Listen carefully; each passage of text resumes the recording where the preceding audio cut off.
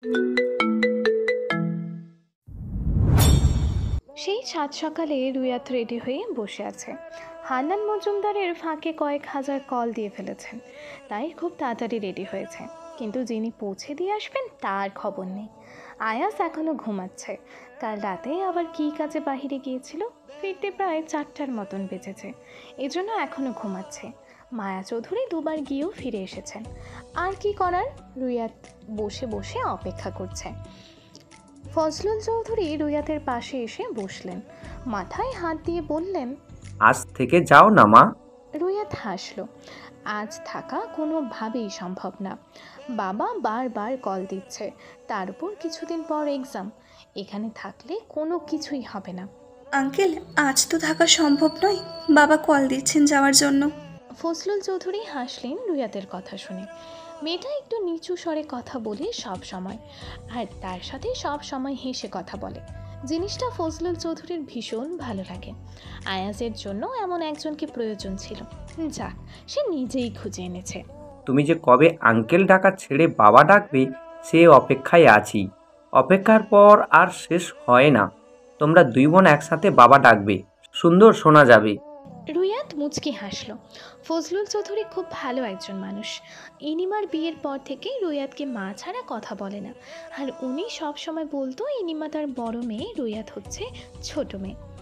ফজলুল চৌধুরী গলার আওয়াজ একটু উঁচু স্বরে বললেন, মায়া, আয়াজ এখনো ওঠেনি?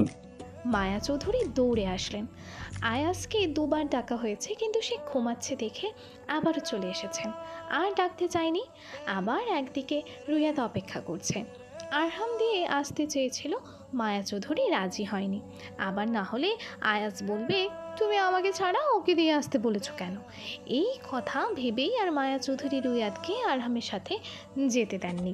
আওয়াজ ঘুমাচ্ছে তো, ও কাল রাতে বাইরে গিয়েছিল, 4টার সময় বাসায় এসেছে, এখন মাত্র 7:30 বাজে, এর জন্য তুলিনি। আচ্ছা, আমি ওকে ডাকছি। রোয়াতমা, তুমি একটু অপেক্ষা করো। রুয়াতের মাথা নাড়ল। মায়া চৌধুরী আবারও তাড়াহুড়ো করে ছুটল আয়াজের রুমে। ফজলুল চৌধুরী উঠে গেলেন। ইনিমা এসে রুয়াতের পাশে বসে কথা বলছে। জাফরি তো রুয়াতকে যেতে দিবে না বলছে। ওর মিম ওকে মায়ের খাওয়া থেকে বাঁচিয়ে দেয়, আর মিম চলে গেলে তো আর কেউ বাঁচাবেই না। আয়াজ ঘুমোচ্ছে। মায়া চৌধুরী এসে ডাকলেন। মায়ের কথায় আয়াজের ঘুম চলে গেল, কিন্তু হঠাৎ মাথা এত ভার হয়ে এলো যে সে মাথায় তুলতে পারছে না। শরীরও কেমন জানি হয়ে আছে, আর মাথা ফেটে যাচ্ছে তার। বুঝতে আর বাকি রইল না তার জ্বর এসেছে। আয়াজ ধীর গতিতে উঠে বসলো। ছেলের এরকম অবস্থা বুঝতে পারলেন না। ভেবেছে হয়তো ঘুম কম হয়েছে, তাই এরকম হচ্ছে। বাবা, রোয়াত বসে আছে রেডি হয়ে। হান্নান মজুমদার বারবার কল দিচ্ছেন। আমি তো কাল বলেছি তুই গিয়ে দিয়ে আসবি। আয়াজ উঠে দাঁড়ালো। ফ্রেশ হয়ে আসছি। মায়া চৌধুরী চলে গেলেন। আয়াজ ফ্রেশ হয়ে এসে রেডি হয়ে নিল। আজ অনেক কাজ আছে, এভাবে বসে থাকলে সব কিছুই পড়ে থাকবে। নিজেকে সবসময় স্ট্রং রাখতে হবে। দ্রুত রেডি হয়ে নিচে নামলো। প্রথমেই চোখ পড়ল রুয়াতের দিকে। ইনিমা আর রুয়াত কথা বলছে। আয়াজকে দেখা মাত্রই জাফরি দৌড়ে চলে আসলো। আজ আর কোলে নিল না, মাথা একদম ব্যথায় ফেটে পড়ে যাচ্ছে। মায়া চৌধুরী আয়াজের উদ্দেশ্যে বলল, নাস্তা করবি না বাবা? আয়াজ উত্তর দিল, অফিসে করে নেব। আর রুয়াত, তাড়াতাড়ি এসো, আমি বাইরে আছি। বলেই আয়াজ বেরিয়ে গেল বাসা থেকে। রুয়াত সবার থেকে হাসি মুখে বিদায় নিল। ইনিমাকে জড়িয়ে ধরে রেখেছে কিছু সময়। আসার সময় জাফরি বাবুটা কান্নাকাটি শুরু করে দিল। রুয়াতের ভীষণ মায়া হলো বাচ্চাটার জন্য।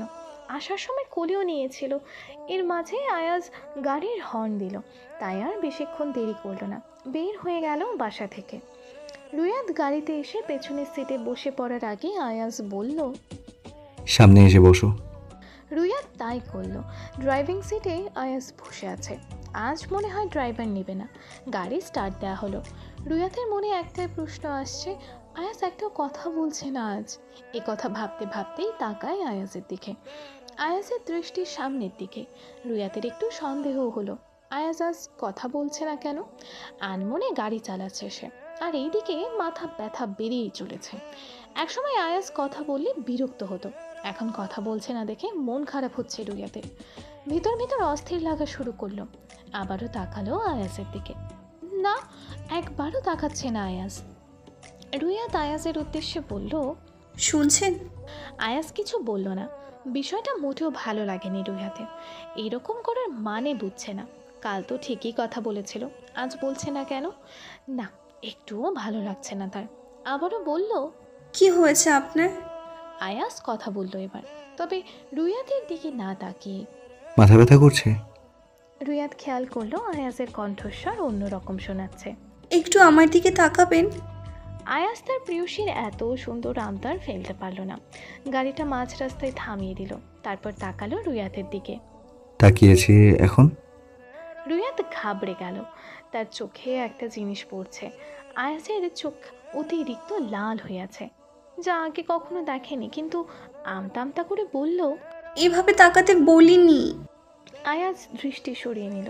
পুনরায় আবারও গাড়ি স্টার্ট দিল। রুয়াত আয়াসের থেকে শেষের কথার কোনো উত্তর পেল না। আপনার চোখ এমন লাল হয়ে আছে কেন? জ্বর এসেছে। রুয়াত সাথে সাথে আয়াসের হাত ধরল। সত্যি শরীরটা খুব গরম হয়ে আছে। এই জ্বরের মাঝেও তাকে দিয়ে আসা লাগবে এমন কোনো কথা আছে? এইদিকে আয়াস অবাক। রুয়াত নিচ থেকে হাত ধরেছে বলে একটি কথা মন প্রাণ দিয়ে বিশ্বাস করে, যা হয় ভালোর জন্যই হয়। হয়তো এই জ্বর রুয়াত আর আয়াসের মাঝের দূরত্ব ঘুচিয়ে দেবে। রুয়াত পরিবর্তন হবে, আয়াসের ভালোবাসা বুঝবে সে। আপনার এত জ্বর তাও কেন দিয়ে আছেন আমায়? আমি তো আরাম ভাইয়ার সাথে চলে আসতে পারতাম। আয়াস তার কপালের এক সাইড ঘষে দিল। আমাকে ছাড়া আর কাউকে তোমার জন্য অন্তত ভরসা করি না। রুয়াত অস্থির।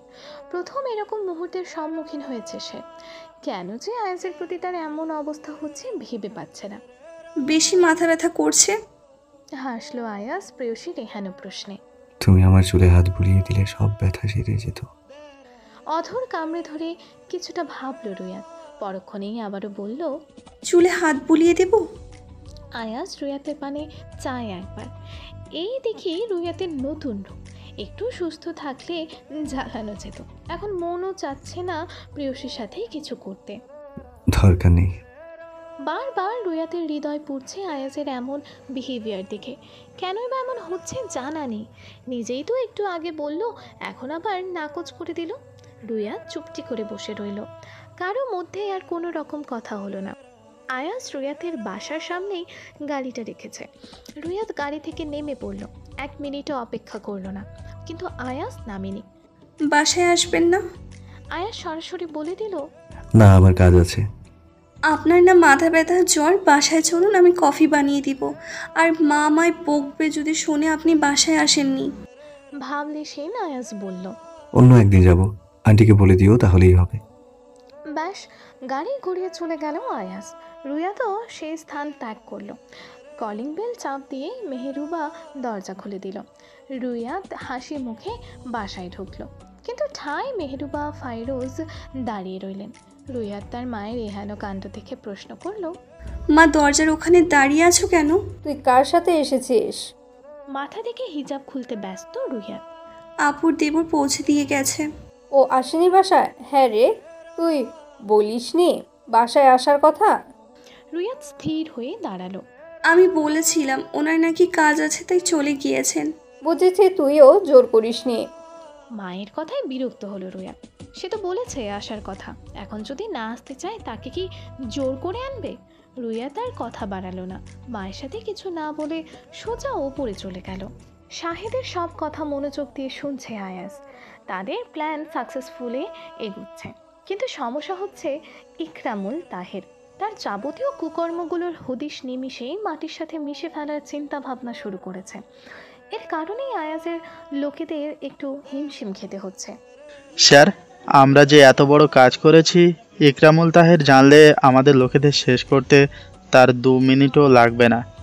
আয়াজ হেসে বলল, ইকরামুলকেও শেষ করতে আমার 2 মিনিট সময় লাগবে না।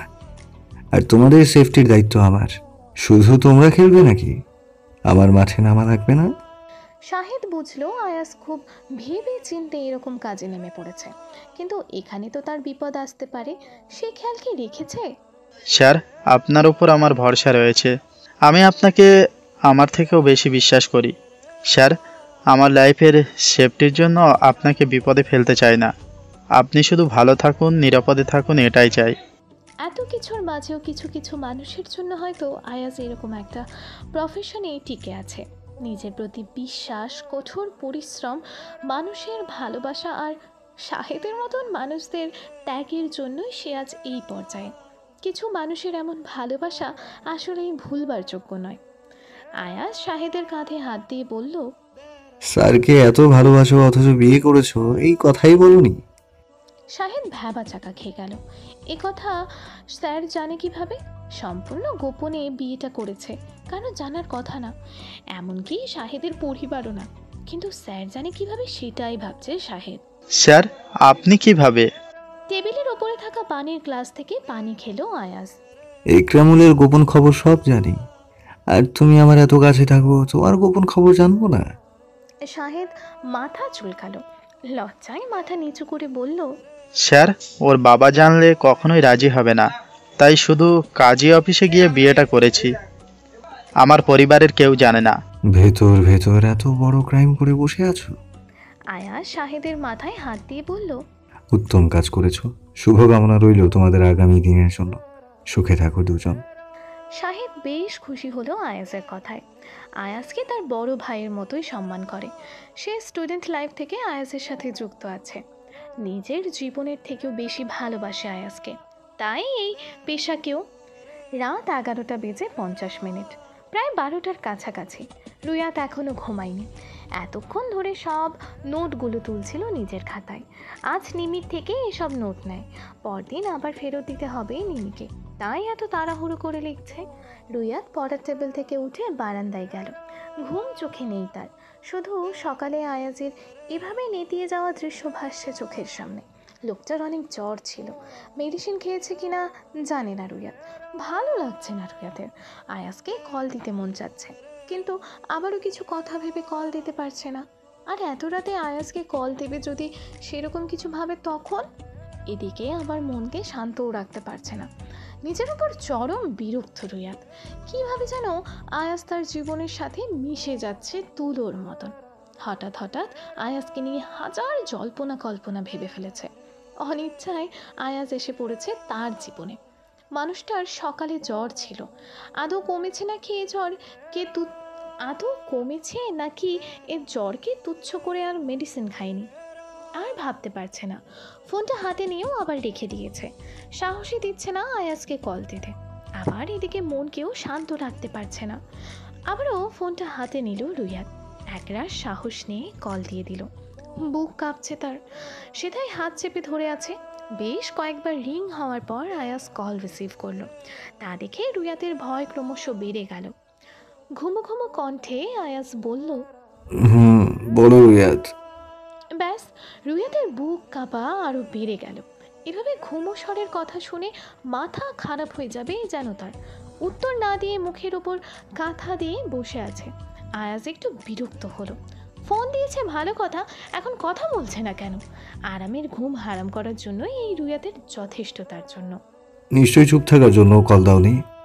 রুয়াত ফোনটা একটু দূরে সরালো, জোরে একটা শ্বাস নিল, আবারও ফোনটা কানের কাছে এনে রাখলো। জ্বর কমেছে আপনার? মেডিসিন নিয়েছেন? উপর হয়ে শুয়ে আছে রুয়াত। একদিকে এসির ঠান্ডা বাতাস, আরেকদিকে প্রেয়সীর নরম স্বরের কথা। উফ, কি যে শান্তি! ভ্রু কুচকালো রুয়াত। তার ভাবনাই ঠিক, আয়াস মেডিসিন খায়নি। কাজের প্রতি এত কেয়ার, কিন্তু নিজের প্রতি কেয়ারের কোটাও শূন্য। কেন? তোমাকে খুব মনে পড়ছে প্রেয়সী, আমার হৃদয় ঠান্ডা করার জন্য তোমায় চাই। রুয়াত নিস্তব্ধ। একটা মানুষ অসুস্থ কিভাবে এসব কথা বলতে পারে ভেবে পায় না সে। আবারও ফেসে গেল নিজের কাছে। মেডিসিন খেয়ে নিবেন, রাখছি। কল কেটে দিল রুয়াত। ভালোর কথা জিজ্ঞেস করতে গিয়েছিল সে, আর লোকটা এইভাবে তাকে লজ্জা দেবে ভাবতেই পারেনি। কাঁথা মুড়িয়ে শুয়ে পড়ল। আয়াজ আন মনে হাসছে, চোখে ভীষণ ঘুম, আর হৃদয়ে প্রেয়সীর ছোটাছুটি। শুধু তাকে পাওয়ার অপেক্ষা। এ অপেক্ষার যেন শেষ হচ্ছে না। বড্ড বেশি ভালোবাসে কিনা। আয়াজের পাল্লায় পড়ে রুয়াতের মন পরিবর্তন হওয়া শুরু করেছে। প্রতিদিন রাতে রুয়াতের জন্য তার হৃদয় পড়ে। মেয়েটাকে কেন এত ভালোবাসে জানা নেই, এর উত্তর নেই। তার হৃদয়ের আনাচে কানাচে শুধু প্রেয়সীর আভাস। সকাল 8টায় রুয়াতের ঘুম ভাঙে, তাও তার মায়ের ডাকে। চোখ খুলেই তার মাকে প্রথম দেখেছে। মেহেরুবাকে দেখে ঘুম থেকে উঠে রুয়াত হেসে দিয়েছে। আজ মন কি বেশি ভালো নাকি? রুয়াত হাসি বন্ধ করে দিল। কয়টা বাজে এখন? মেহেরুবা রুয়াতের কলেজ ড্রেস আলমিরা থেকে বার করতে করতে বলল। 8টা বাজে, কলেজ যাবি না? রুয়াত মাথা নাড়ল। এখন থেকে কলেজ কন্টিনিউ যেতে হবে, না হলে পড়া তো মিস করবে, সাথে আরও অনেক কিছু বাকি রয়েছে। তাড়াতাড়ি ফ্রেশ হয়ে রেডি হয়ে পড়ল রুয়াত। নাস্তা খেয়ে ছুটেছে কলেজের উদ্দেশ্যে। নিমি বার করে বলেছে আজ যাতে তাড়াতাড়ি বের হয় বাসা থেকে। রুয়াত পড়াশোনা নিয়ে আগে থেকেই সিরিয়াস, কিন্তু নিমি দুদিন হলো সিরিয়াস হয়েছে। কলেজে এসে মাঠের এক বেঞ্চের উপর বসে আছে রুয়াত। নিমির এখনো আসার খবর নেই। দিন দিন অনেক ধোকা দিচ্ছে রুয়াতকে। এভাবে একা একা বসে থাকা যায় নাকি? বিরক্ত লাগছে রুয়াতের। আর কখনো নিমি তাড়াতাড়ি আসার কথা বললে আসবেই না। মাথা নিচু করে মাঠের দিকে তাকিয়ে আছে। কলেজের অনেক স্টুডেন্টও এসে পড়েছে, শুধু নিমি উধাও। একা একা বিড় করছে আর নিমিকে বকছে রুয়াত। প্রায় 1 ঘন্টা পর নিমি আসলো। দৌড়ে যে ক্লাসে ঢুকেছে তা খেয়াল করেছে রুয়াত। এখন ক্লাসে ব্যাগটা রেখে দৌড় দিবে রুয়াতের কাছে। যে কথা সেই কাজ। মেয়েটার অভ্যাস আর চেঞ্জ হলো না। এভাবে মাঠের মধ্যে দৌড়ালে কেমন দেখা যায়? শতবার বলার পরও অভ্যাস পাল্টাতে পারলো না সে। দোস্ত কেমন আছিস? আগেই সরি বলছি, কারণ তুই রাগ করে বসে আছিস। আরে ভাইয়া আজ বাসা থেকে বের হতে দেয় নাই, বলেছে তার সাথে যেন আমি কলেজে আসি। রুয়াত মুখ ঘুরিয়ে নেয়। এমন বহুত অজুহাত দিয়েছে সে, আর বিশ্বাস করবে না। রুয়াতের এহেন কাণ্ড সহ্য হলো না নিমির। আজ একটাও মিথ্যা বলেনি সে। এটা ঠিক, প্রতিবার মিথ্যা বললেও আজ সত্যি কথাটি বলেছে। এখানে তো সে সম্পূর্ণ নির্দোষ। নিমি রুয়াতের হাত ধরে তারই সামনে হাঁটু কেটে বসলো। এবার ক্ষমা করে দে বান্ধবী, তুই কথা না বললে আমার ভীষণ কষ্ট হবে এবারের মতো। আর যদি কখনো তোকে অপেক্ষা করাই তাহলে তুই আমার সাথে কথা বলিস না। রুয়াত নিমির বাহু ধরে উঠিয়ে তার পাশে বসালো। এই তো, মেয়েটার এসব কথা শুনলে সে একদম গলে তরল পদার্থের ন্যায় হয়ে যায়। কারো প্রতি রাগ বেশিক্ষণ পুষে রাখতেই পারে না। সব সময় এসব বলিস, এটাই কিন্তু লাস্ট। আর এমন সুযোগ দেওয়া হবে না, কথাটা মাথায় ঢুকিয়ে নে। যাক, বান্ধবীকে তো অবশেষে রাজি করাতে পেরেছে, তাতেই খুশি। নিমি জানে রুয়াত ঝাপটে ধরা পছন্দ করে না, তাও সেইভাবেই ধরল। মেয়েটা রাগ করলে একদম মরেই যেত। রুয়াতের কলেজে যেমন কোনো ফ্রেন্ড নেই, তেমনই নিমিরও নেই। আচ্ছা রুয়া, তোর উনি কেমন আছে? ভ্রু কুচকে রুয়াত নিমির দিকে তাকালো। আজকাল নিমি কেন জানি আয়াজের কথা একটু বেশি জিজ্ঞেস করছে। কালও করেছিল। রুয়াত ছোট্ট করে উত্তর দিল, ভালো। নিমি মিনমিন করে বলল, ভাইয়ার সাথে একটু কথা বলিয়ে দিস। নিমি আসতে বলেও রুয়াত শুনে ফেলেছে। কোনো একদিন। বেশ খুশি হলো নিমি। ভেবেছে রুয়াত মানা করে দেবে, কিন্তু না, সে মানা করলো না, উল্টো রাজি হয়ে গেল। বেল বাজতেই দুজনে ক্লাসে ঢুকলো। আবারও টানা কয়েক ঘন্টা বসে বসে ক্লাস করতে হবে। স্যার, ইকরামুলের কুকীর্তির বিষয়ে আমরা না গেলেই ভালো হবে। আশরাফের কথায় চোখ মুখ শক্ত হয়ে এলো আয়াজের। এত ভয় করলে যুদ্ধ জয় করবে কিভাবে? এত ভয় পাচ্ছ কেন আশরাফ? আয়াজের কথার ভয়ে মিয়ে গেল আশরাফ। একদিকে ইকরামুলের ভয়, আর একদিকে স্যারের সাথে বিশ্বাসঘাতকতা। আশরাফ ইকরামুলের থেকে টাকা খেয়েছে, কিন্তু আয়াজও তার জন্য কম করেনি। দুঃসময়ে তার বিপদে সব সময় আয়াজকে পাশে পেয়েছে। দোটানায় ভুগছে আশরাফ। স্যার, এখানে আমাদের জীবন নিয়ে টানাটানির ব্যাপার আছে, এসব বাদ দিলে হয় না। রাগ হচ্ছে আয়াজের। নিজেকে সংযত রেখে বলল, তুমি ঠেকো না, ইচ্ছে হলে চলে যেতে পারো। তোমার মতো এমন লোক রেখে আমার কোনো কাজে আসবে না। উপস্থিত সবাই মাথা নিচু করে দাঁড়িয়ে আছে, শুধু আশরাফের মাথা উঁচু। কখনো আয়াজের চোখের দিকে তাকিয়ে কথা বলেনি আশরাফ, আর সেই আজ মুখে মুখে কথা বলছে। অবাক হয়ে শুধু চেয়ে আছে আয়াজ। আশরাফের বর্তমান কাজ হচ্ছে আয়াজের যাবতীয় গোপন খবর প্রচার করা ইকরামুলের কাছে।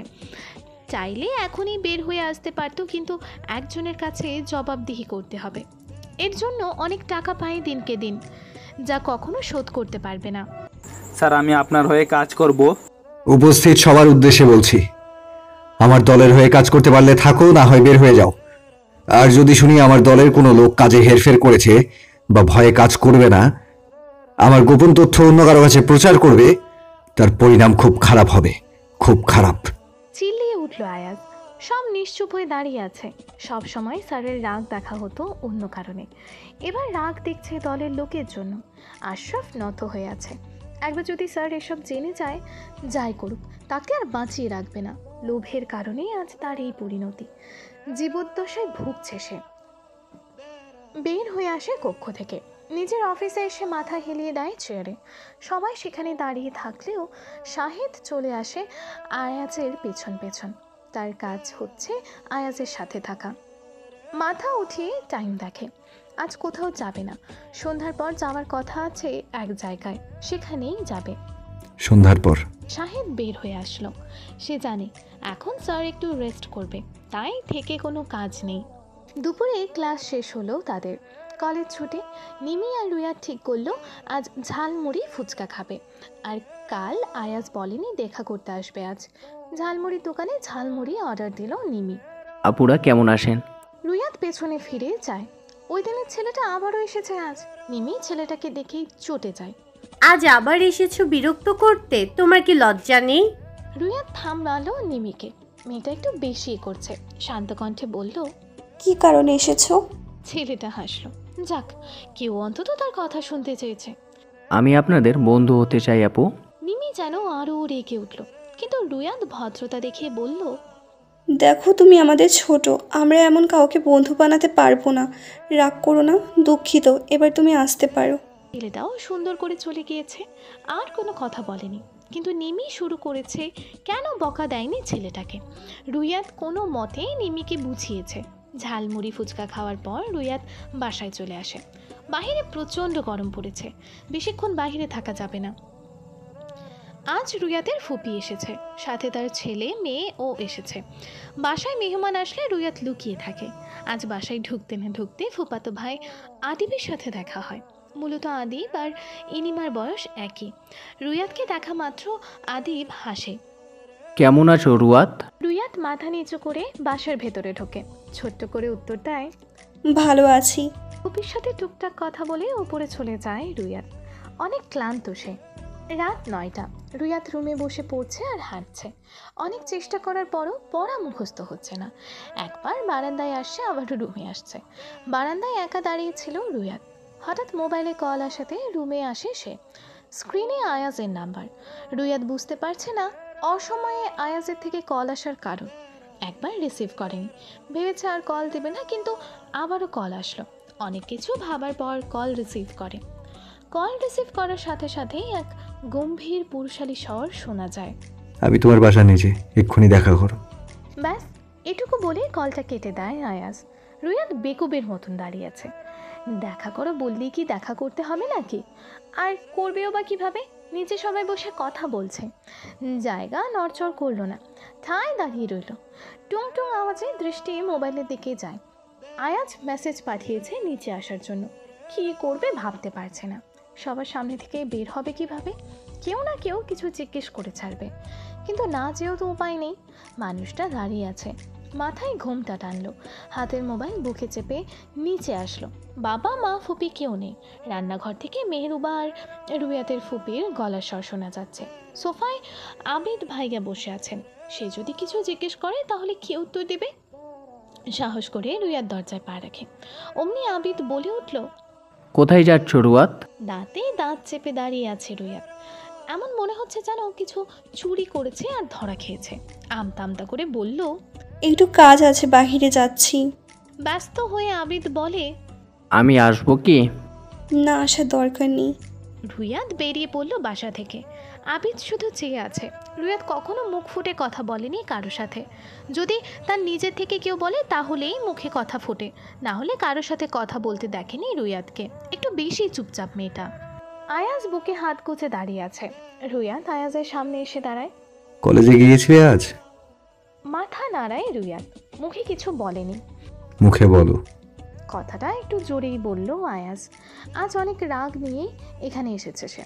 তবে অবুঝ মেয়েটি জানে না কেন আয়াজ তার সাথে জোরে কথা বলল। জি গিয়েছিলাম। আয়াজ রুয়াদের হাত ধরে, এক হাত পেছন দিক থেকে পেঁচিয়ে ধরেছে। অতঃপর আবারও বলে, কিছু প্রশ্ন জিজ্ঞেস করব, একদম সোজা সাপটা উত্তর দেবে। যদি আমার এক কথা দুবার বলা লাগে তাহলে দেখবে আসল আয়াজ কেমন। দেরি করে উত্তর দিলে তোমার আর আমার মাঝের দূরত্ব কমবে। মিথ্যা বললে যে হাত পিছনে আছে সে হাতে ব্যথা পাবে, আর সত্যি কথা বললে হাতে অধর ছুঁয়ে দেব। নিশ্চুপ হয়ে দাঁড়িয়ে আছে রুয়াত। তাকে একবার পা থেকে মাথা পর্যন্ত পর্যবেক্ষণ করে নিল আয়াজ। অনেক সময় হয়ে গিয়েছে রুয়াত চুপ হয়ে আছে। বিষয়টা খুব সহজে হজম করতে পারল না আয়াজ। কথা বলছো না কেন? রাজি তুমি? রুয়াত ঘাবড়ে গেল। কি উত্তর দেবে? আর প্রশ্নগুলোই বা কি? সব যেন মাথার উপর দিয়ে যাচ্ছে তার। হাতে এখনো ব্যথা পাওনি তাই কথা বলছো না? জোরে একটা নিঃশ্বাস নিয়ে বলল, করুণ প্রশ্ন, আমি রাজি। ভ্রু কুচকালো আয়াজ। অবশেষে কথা বলল। কলেজে তোমার সাথে মেয়েটি কে ছিল? উত্তর দিতে বেশিক্ষণ সময় নিল না রুয়াত। কিন্তু ভাবার কথা, আয়াজ এসব জানে কিভাবে? আমার ফ্রেন্ড নিমি। আয়াজ রুয়াতের হাত আলগাভাবে ধরল। রাগ কন্ট্রোল করা দরকার। আবার কি সব ভেবে আগের মতো হাতটা ধরল। রুয়াত চোখ তুলে আয়াজের দিকে তাকায়। লোকটার এরূপ ব্যবহারের কারণ জানে না সে। আজ যে ছেলের সাথে কথা বলেছো সে কে ছিল? রুয়াত শুধু অবাক হয়ে চেয়ে আছে। আয়াজ কি তাকে সন্দেহ করছে? তার পেছনে কি আবার লোক লাগিয়েছে? এতটা বাজেভাবে আয়াজ তাকে। রুয়াতের উত্তর দিতে দেরি হয়েছে বলে আয়াজ তার আর রুয়াতের মাঝের দূরত্ব কমিয়ে দিয়েছে। নড়ে চড়ে ওঠে রুয়াত। আশেপাশে তাকায় মেয়েটা।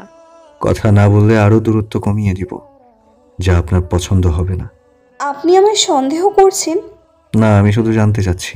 একটা ছেলে ছিল, আমার আর নিমির ফ্রেন্ড হতে চেয়েছিল। থামে রুয়াত। পরক্ষণেই আবারও বলে, তারপর আমি মানা করে দিয়েছি। আয়াজের রাগ কমে, ভুবন ভোলানো হাসি দেয়। এবার রুয়াতকে একটা জিনিস দেওয়া দরকার। সত্যি কথা বলেছে সে। রুয়াতকে কখনো সন্দেহ করার প্রশ্নই আসে না। শুধু জানতে চেয়েছে ছেলেটি কে। এমপির হবু বউয়ের সাথে কথা বলতে এসেছে। একটু তো সাহস আছে বলতে হবে। মাথা তুলে আমার দিকে তাকাও। মাথা নিচু করে রাখা রুয়াত মাথা ওপরে তোলে। তার কিছু বলার নেই, মনটা একদম বিষিয়ে গিয়েছে। আয়াজ কেন তাকে এসব জিজ্ঞেস করছে বুঝে গিয়েছে। আমি প্রথমে বলেছি সত্যি কথা বলে তোমার হাতে অথর ছুঁয়ে দেব। সর্বাঙ্গ শরীর কেঁপে ওঠে রুয়াতের। তা দেখে হেসে ওঠে আয়াজ। রুয়াত হাত সামনে এনে ধরে। যেহেতু মেয়েটা ভয় পাচ্ছে সেহেতু কোনো কিছুই করলো না। রুয়াতের মুখপানে তাকিয়ে দেখে কাঁদছে সে। অবাক হয় আয়াজ। রুয়াতের ভালো লাগবে না দেখে কিছু করলো না। এখন দেখছে অকারণেই কাঁদছে মেয়েটা। কাঁদছো কেন? আমি কিছু করিনি তো। নিশ্চুপ সে। কোনো সারা শব্দ নেই, শুধু অঝরে চোখ দিয়ে পানি পড়ছে। হঠাৎ রুয়াতের কাদার মানে বুঝলো না আয়াজ। মেয়েটির গালে হাতের নরম স্পর্শ ছুঁয়ে দিয়ে বলে, কি হয়েছে তোমার? আমায় বলো। আর এই, তোমায় আমি মানা করেছি না আমার সামনে কাঁদবে না। কান্নারত অবস্থায় রুয়াত বলে, আপনি আমায় সন্দেহ করছেন তাই না? এজন্য এমন রাগ দেখিয়েছেন। আয়াজ চোখ ছোট ছোট করে ফেললো। তার মনে এসব কিছুই আসেনি। আর বোকা মেয়েটা উল্টো পাল্টা ভেবে বসে আছে। নিজ হাতে রুয়াতের চোখের পানি মুছে দেয়। এখানে আসার প্রথম কারণ, আজ একবারও রুয়াতের সাথে দেখা হয়নি। যেন তার হৃদয় অশান্ত হয়েছে একবার প্রেয়সীর মুখখানা দেখার জন্য। বাকি সব পরে। প্রথমত আমি তোমার সাথে দেখা করতে এসেছি, দ্বিতীয়ত ছেলেটিকে সেটা জানার জন্যই এখানে আসা। এমপির হবু বউয়ের সাথে কথা বলতে আসবে এত সহজ? রুয়াত তাকায় আয়াজের দিকে। কেন, কেউ কি আমার সাথে কথা বলতে আসতে পারবে না? আর আপনি লোক লাগিয়েছেন আমার পেছন। হাসে আয়াজ। বোকামের বোকাশোকা কথাবার্তা। তবে এখানে একটি কথাও ভুল নেই, সবগুলোই সঠিক। বাইরের মানুষের সাথে কথা বলা নিষিদ্ধ তোমার। এখন কেউ জানে না আমাদের ব্যাপার। যখন জানবে তখন কোনো মতেই কথা বলা যাবে না। আর লোক লাগিয়েছি তোমার সেফটির জন্য। ভুল ভাল ভেবে বসে থেকো না। আপনার রাজনীতি আমি কেন কষ্ট পাবো? গাড়িতে হেলান দিয়ে দাঁড়ায়। রুয়াতের এই কথার কোনো যুক্তি নেই। একদম অযুক্তিযুক্ত কথা বলেছে সে। কোথায় কষ্টের কথা উল্লেখ করেছি আমি? অধর কাটে রুয়াত। ঠিকই তো, আয়াজ একবারও কষ্ট শব্দটি বলেনি। রুয়াত ফাইরোজ দয়ত্রী, আপনার খুব সাহস বেড়েছে। রাতে একজন এমপিকে কল দিয়েছেন আপনি। আমি শুধু আপনার খোঁজ নেওয়ার জন্য কল দিয়েছি, আমার আর কোনো উদ্দেশ্য ছিল না। চলে যাব আমি? রুয়াতের মন চাচ্ছে বলতে না, কিন্তু বললেই তো আবার চেপে ধরবে। কাল বাসায় আসেননি, মা আমায় বকেছে। শটান হয়ে দাঁড়ায় আয়াজ। আজ যেতে পারি? রুয়াতের নজর আয়াতের দিকে। খুব স্নিগ্ধ লাগছে আয়াসকে, আবার তৎক্ষণাৎ চোখ সরিয়ে নেয়। আপনি বাসায় আসলে মা বাবা খুশি হবে। আর তুমি? এমন কথার উত্তর নেই আসলে, আর কখনো দিতেও পারবে না সে। তোমার উত্তর চাই না, শুধু একটা কথাই মনে রাখবে, তোমার নজর শুধু আমাতেই সীমাবদ্ধ থাকবে। দুবার বলা হবে না তোমায়, আশা করি বুঝেছো। মাথা নাড়ায় রুয়াত। আয়াস পাঞ্জাবির কলার ঠিক করে হাঁটা শুরু করেছে। পেছন পেছন হাঁটছে রুয়াত। আয়াজের বড় বড় পায়ের সাথে পাল্লা দিতে পারছে না, গুটি গুটি পায়ে হাঁটছে। একবার পেছনে তাকায় আয়াস। পথ শেষ হলে আয়াস থামে রুয়াতের বাসার সামনে। দরজার পাশেই রুম থাকাতে ভেতরে সব দেখা করা যায়। সোফায় এক অপরিচিত পুরুষ দেখে ভ্রু কুঁচকে আসে তার। মজুমদারদের বাসায় ছেলে, প্রাপ্তবয়স্ক, মাথা নিচু করে হাঁটায়। রুয়াত ধাক্কা খায় আয়াজের সঙ্গে। লজ্জায় ছিটকে সরে যায়, যেন এক লোহার সাথে ধাক্কা খেয়েছে। পাশ ফিরে রুয়াতের দিকে তাকায় আয়াস, আস্তে করে বলে, তোমাদের বাসার এই ছেলেকে? ফুপির ছেলে, ওনারা এসেছেন আজ।